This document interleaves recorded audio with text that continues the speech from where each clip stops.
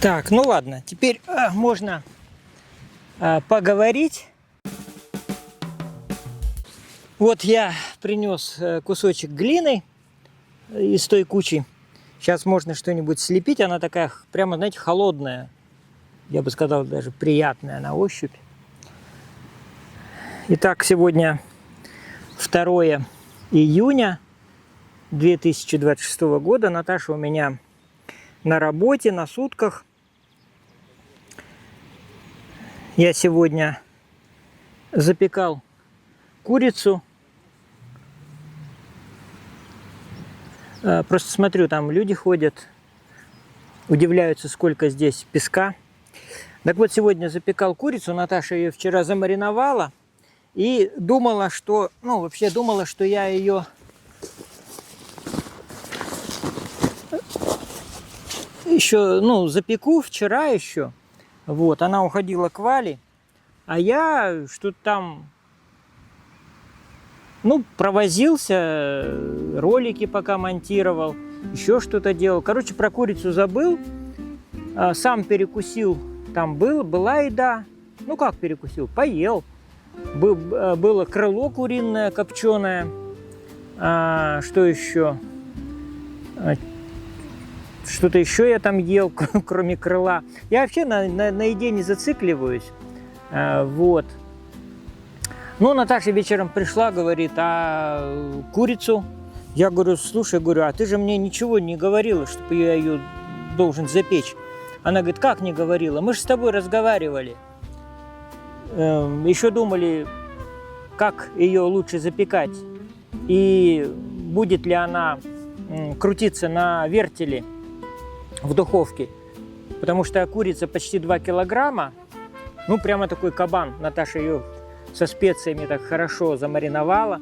И вот сегодня я все-таки ей занялся. Достал, вертел, ее туда насадил. Она сначала у меня как-то так болталась. Эти крылья, ноги у нее в разные стороны. Я думаю, надо ее связать чем-то. Связать, думаю, у меня нечем ее связать. Веревкой. У меня есть эта пеньковая веревка. Думаю, может быть, без веревки обойдусь. Вот. Где-то видел в каких-то видео, что делают надрезы в коже, и в эти надрезы засовывают крылья и лапки. Я так и сделал. Не идеально, конечно, получилось. Не получилась прямо такая вот тушка плотная. Нет, все равно где-то. По крайней мере, курица, когда вертелась, уже вот эти вот в стороны, вот эти лапы и крылья у нее не бултыхались. Вот, все было как-то зафиксировано. Может быть, не идеально. А потом я 200 градусов поставил. Она, видимо, как-то через какое-то время уже так скукожилась немножко и стала на вертеле более так плотно сидеть. И, в общем, я ее запек. Картошку еще почистил, тоже положил в такой специальный лоточек. Все это с курицы капало в эту картошку, лучок колечками. В общем, получилось хорошо. Наташе звоню, говорю, Наташа, курица готова. Тебе ко скольки ее привезти? Она говорит, да не надо, говорит, привозить. Я, говорит, уже пообедала, из дома что-то брала. Поэтому, говорит, можешь ко мне не заезжать, прямо на море. Езжай. Вот. На море тоже мне, знаете, сегодня что-то так ломно было ехать. Как-то, не знаю. Вот бывают такие времена, когда вот неохота. Я знаю всегда, это уже проверено.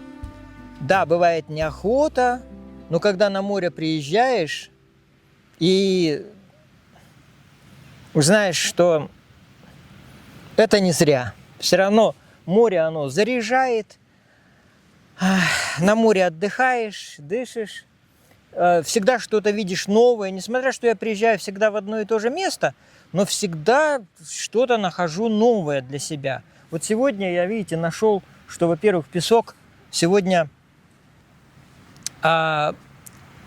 пытались просеять. Может быть, не идеально, но он стал смотреться лучше. Действительно, если так в нем порыться вот сверху, я не знаю, сколько они сантиметров просеивали, да, но, по крайней мере, кучу вот такую нагребли с участка со своего. Ну и хорошо, в принципе, здорово. Там уже установили заборчики и зонты, которые сейчас в сложенном виде. Это Кристалл Уют, скорее всего, пансионат Кристалл Уют. Вот. Ну, а здесь вот, я не знаю, София, Приазовец, будут они нынче делать, не будут. В общем, тоже ничего не понятно. Бывает, что когда сейчас вот пользуясь случаем, вот, то там коронавирус, то мазут, и некоторые санатории делают ремонт, успевают. Ну, пока вот прогнозируют, что сезон не состоится, и они делают ремонт. Успевают там, кто-то делает капитальный ремонт, кто-то еще какой-то ремонт делает. Вот люди идут, семья идет прямо по песку, молодцы. А то все как будто бы это, черт от ладана. Никто на этот песок не заходит. Ну вот семейство идет. Да.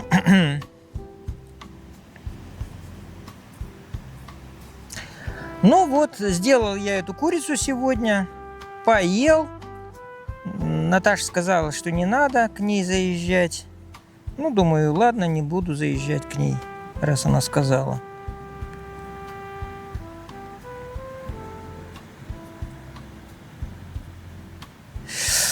Вот, что еще такого интересного и значимого в моей жизни? Ну, съемочная группа нашего фильма «Карта одного желания» выезжает в Москву. Я все-таки принял решение не ехать в Москву. Ну, потому что сейчас у Маши как раз пора экзаменов, надо быть здесь, как-то ее поддерживать морально. Ну и вообще у меня что-то стало здоровье, так скажем, ну, скажем, не шалить, оно, в принципе, здоровье у меня достаточно такое смирное. Вот. Но как-то просто вечером я заметил, что у меня голова болит. Наташа говорит, ну, померь давление. Ну, я измерил давление. Оказалось, что оно для меня немножко такое завышенное. Вот. Ну и решил понаблюдаться. Пока вот уже, по-моему, 2-я неделя идет, даже больше. Я просто каждый день измеряю давление. И оно у меня какое-то такое нестабильное. Я вообще не знаю, как... Я с давлением никогда не имел дела. Знаю, что для многих это проблема. Вот. В принципе, самочувствие у меня хорошее. Не скажу, что там что-то, какие-то головные боли. Нет, ну вот были вот вечером. И то так как-то... Они у меня и раньше были. Ну, таблетку парацетамола выпьешь, и все, и нормуль. Вот. А тут просто Наташа говорит, измерь. Ну и вот измерил на свою, как говорится, голову. Вот. Ну, поэтому я решил в Москву не ехать.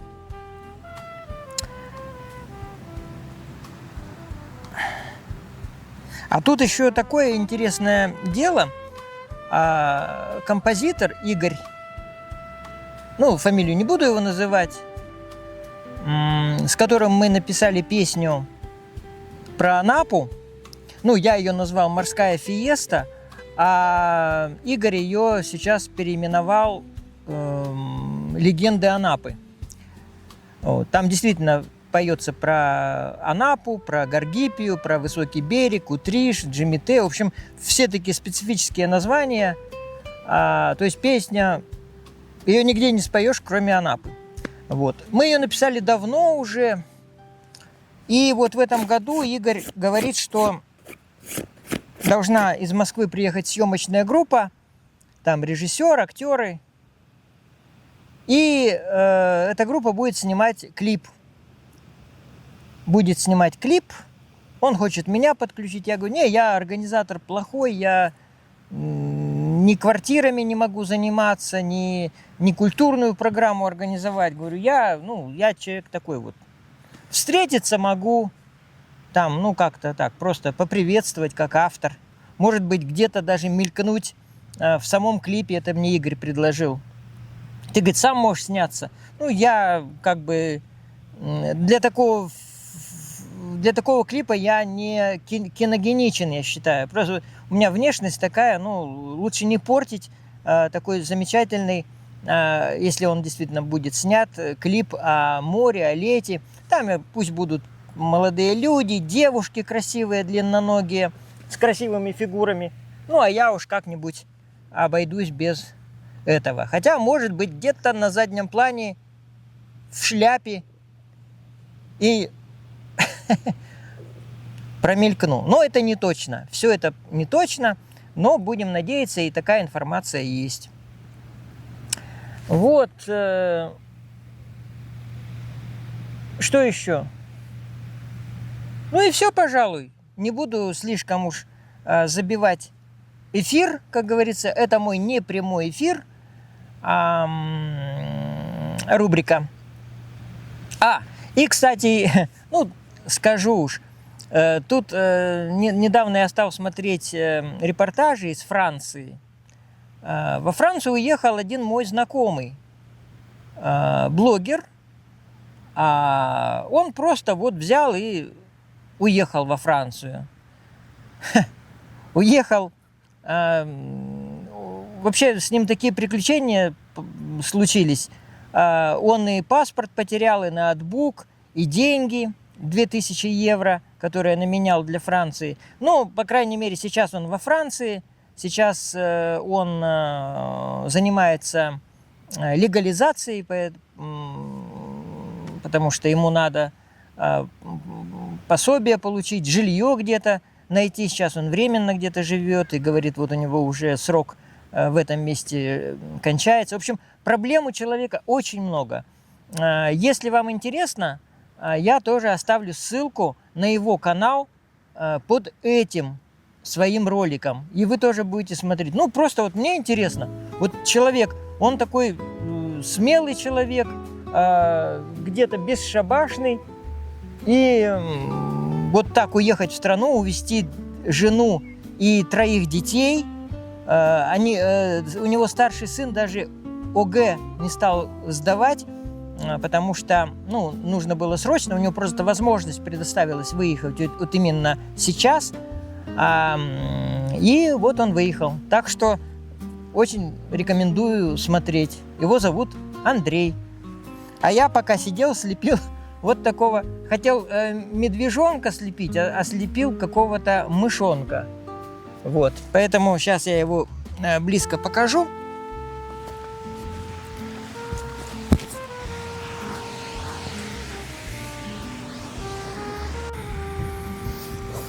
Вот такой мышонок. Не знаю, видно, не видно. Он, правда, без хвоста. Ну, хвост можно ему и сделать. Вот как раз. Вот мы ему такой сейчас хвост и сделаем. Вот ему, вот в это место ему вставим. Ой, обломился.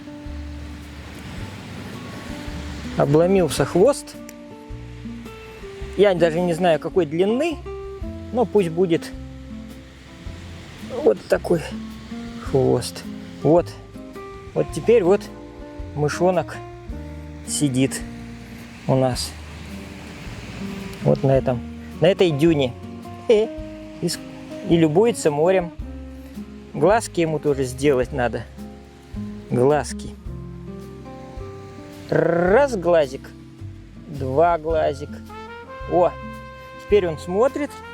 И можно еще на черную ракушку и ему на нос вставить. Так, сейчас найду что-нибудь такое подходящее. Что-нибудь подходящее. в этом мусоре покопаюсь. Фу, это, по-моему, это я мазут. Наткнулся на мазут. Так, ладно. Ну вот, ладно. Нашел. Опа. Опа. Вот, это нос. Все. Вот такой мышонок. Получился прикольный. Сейчас я его сниму на свой смартфон. Вот все-таки попытаюсь снять своего мышонка на мир. Этот объектив отличается... Ой, рука сорвалась. Этот объектив отличается тем, что у него минимальная дистанция фокусировки 18 сантиметров. Это вообще фантастика, друзья. Почему я и уважаю очень этот объектив.